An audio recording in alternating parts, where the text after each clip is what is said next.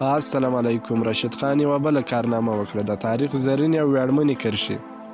د افغان ملت ستر ویاړ راشد خان د کرکټ نړیوالې شورا له لوري د شل اوريزو سیالیو د لسیزې د 2011 د 2020 د غوره لوبغاړي ویاړ او جایزه ترلاسه کړه. خان په 2015 کال کې د کرکټ شل اوريزو نړیوالو سیالیو ته له لار موندنې راپدې خوا د هیواد لپاره ستر اعزاز او ویاړونه ګټلي دي او تر دې چې نړیوالو لپاره هم یوه بیلګه ده.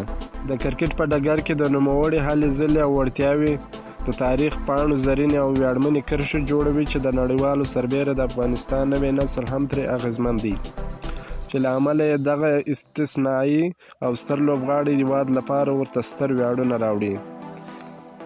افغان اتل راشد خان او ټول افغان ملت ته د دا ستر ویاړ مبارک وي. په دې اړه د حمدالله محب لیکنه: د افغانستان کرکټ ملي لوبډلې ځلانده ستوری راشد خان د کرکټ نړیوالې شورا له لوري د شل اوريزو سیالیو د لسیزې غوره لوبغاړي جایزه ترلاسه کړه. دا نه یوازې راشد خان لپاره بلکې د ټول ملت لپاره یو ستر ویاړ دی. زه د دې جایزې ترلاسه کولو په ویاړ راشد خان، د افغانستان کرکټ بورډ د ملي لوبغاړو او ټولو هیوادوالو ته مبارکي وایم.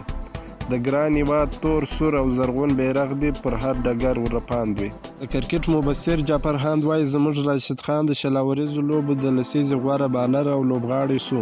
ټول افغانستان ته دې مبارک وي. همدا زیری مې ښوده د افغانستان غوندې یو هیواد ته دا بیخي لوی او فوقالعاده زیری او خبر دی.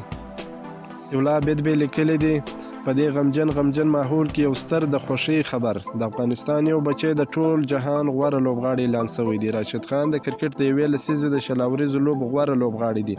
ډیر لوی خبر او زیری دی. ټول ملت ته ویاړ دی. ټولو ته دې بختور وي.